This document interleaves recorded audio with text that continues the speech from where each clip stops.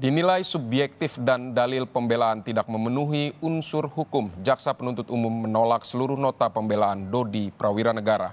Mantan Kapolres Bukit Tinggi tersebut tetap terbukti secara sah dan meyakinkan menjadi tangan kanan penggelapan dan peredaran sabu Teddy.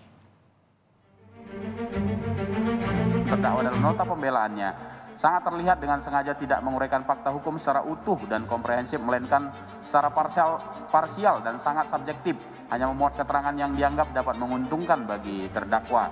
Sehingga berdasarkan nota pembelaan penasihat hukum terdakwa tersebut dengan mengingat ketentuan pasal 1 angka 26 dan 28 KUHP, kami penuntut umum menilai tidak ada relevansi alat bukti yang diajukan penasihat hukum dengan pembuktian perbuatan terdakwa dalam persidangan yang dituangkan dalam nota pembelaan, sehingga harus dinyatakan ditolak.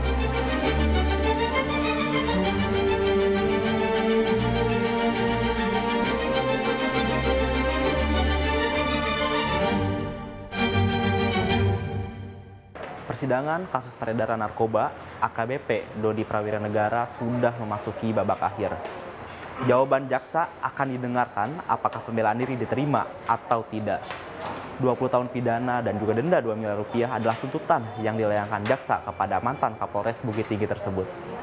Lalu bagaimanakah upaya-upaya terakhir yang akan dilakukan oleh Dodi untuk lepas dari segala tuntutan jaksa?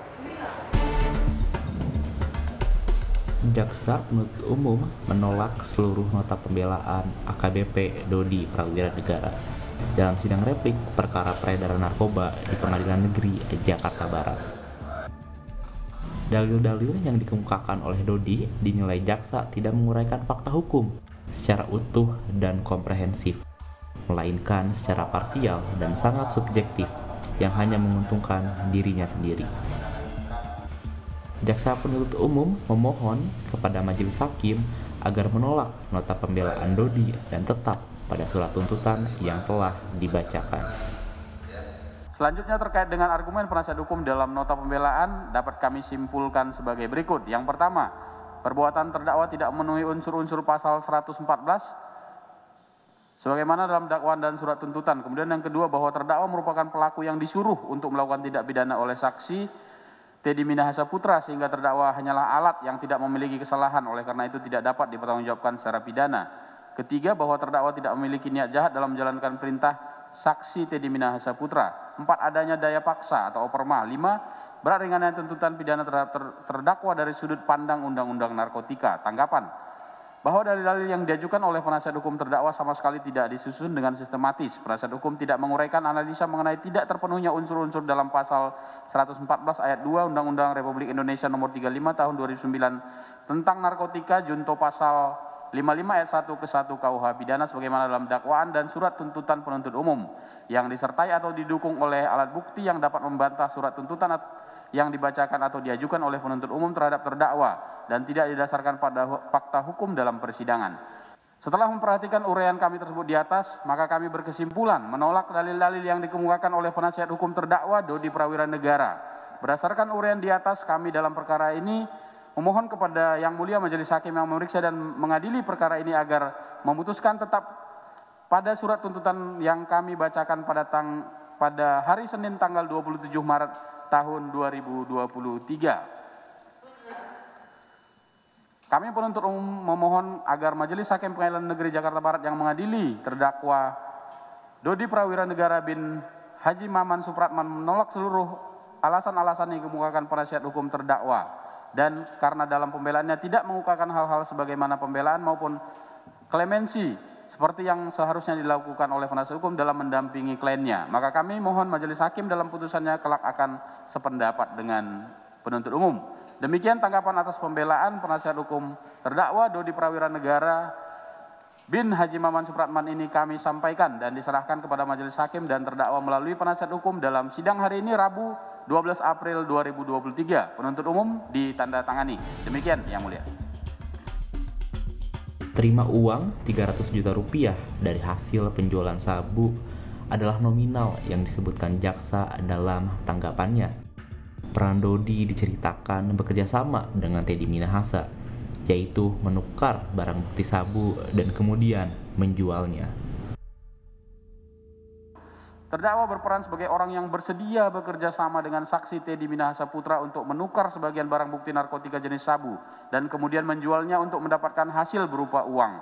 Terdakwa adalah orang yang melaksanakan permintaan saksi Teddy Minahasa Putra untuk menukar sebagian narkotika jenis sabu yang akan dimusnahkan tersebut dengan tawas, yang mana kemudian terdakwa meminta saksi Syamsul Marif untuk mencari tawas dan menukar barang bukti narkotika jenis sabu sebanyak 5.000 gram dengan tawas, sehingga kemudian sebagian narkotika jenis sabu tersebut disimpan di ruang Kapolres Bukit Tinggi, sementara barang bukti yang dimusnahkan diantaranya yaitu 5.000 gram merupakan tawas. Terdakwa merupakan orang yang diminta oleh saksi Teddy Minahasa Putra untuk berkomunikasi dengan saksi Linda Pujastuti yang akan menjadi penerima narkotika jenis sabu di Jakarta. Dan selanjutnya terdakwa bersama-sama dengan saksi Syamsul Marif merupakan orang yang mengantarkan langsung narkotika jenis sabu tersebut kepada saksi Linda Pujastuti dari Padang ke Jakarta melalui jalan darat. Selanjutnya terdakwa adalah orang yang meminta saksi Syamsul Marif untuk menemui saksi Linda Pujastuti dan berpura-pura sebagai dirinya, sehingga kemudian saksi Syamsul Marif mengantarkan narkotika jenis sabu tersebut kepada saksi Linda Pujastuti untuk dijual melalui saksi Kasranto, dan atas penjualan tersebut terdakwa menerima uang hasil penjualan dari Linda Pujastuti melalui Syamsul Marif sebesar 300 juta rupiah yang kemudian oleh terdakwa uang tersebut diubah ke mata uang asing dolar Singapura, dan selanjutnya terdakwa menyerahkan uang tersebut kepada saksi Teddy Minahasa Putra. Selanjutnya terdakwa adalah orang yang kembali menyerahkan narkotika jenis sabu sebanyak kurang lebih 2.000 gram kepada saksi Linda Pujastuti melalui saksi Syamsul Marif untuk dijual kembali, juga menyimpan sisanya sebanyak kurang lebih 2.000 gram di rumah terdakwa. Namun kemudian gagal karena tertangkap oleh pihak kepolisian. Berjudulkan Tidak Ada Kejujuran Yang Sia-Sia, pembelaan Dodi disampaikan dengan berurai air mata. Penuh penyesalan, Dodi sesalkan telah jalankan perintah dari Teddy Minahasa yang telah membuat hancur kehidupannya. Kini tinggal giliran Dodi yang menjawab melalui sidang duplik sebelum majelis hakim menjatuhkan vonis kepada mantan Kapolres Bukit Tinggi. Namun karena loyalitas saya pada orang yang salah, sehingga saya menjalankan perintah atasan yang salah dan membuat saya terseret masuk ke dalam masalah besar yang menghancurkan hidup saya dan keluarga saya. Saya tak pernah ada niat sama sekali untuk memiliki barang tersebut, apalagi mengambil keuntungan baik material maupun imaterial. Murni saya lakukan karena hanya melaksanakan perintah seorang Kapolda, yang mana saya tahu perintah itu salah. Nota pembelaan telah ditolak. Kini giliran Dodi Prawira Negara yang akan menjawab jawaban dari jaksa sebelum nantinya majelis hakim akan menentukan akhir dari persidangan. Menarik ditunggu seperti apakah jawaban dari Dodi Prawira Negara setelah nota pembelaan dirinya ditolak seluruhnya oleh jaksa penuntut umum. Taufik Riyadi, Subandi, Kompas TV, Jakarta.